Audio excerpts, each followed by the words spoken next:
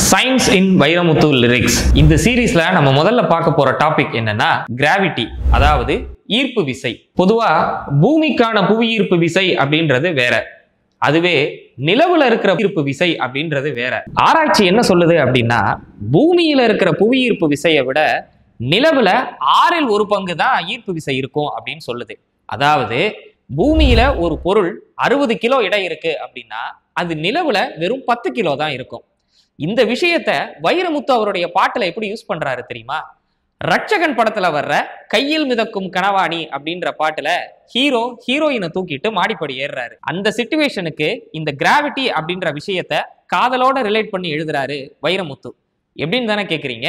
நிலவில் பொருள்கள் எடை இழக்கும், நீரிலும் பொருள் எடை இழக்கும்.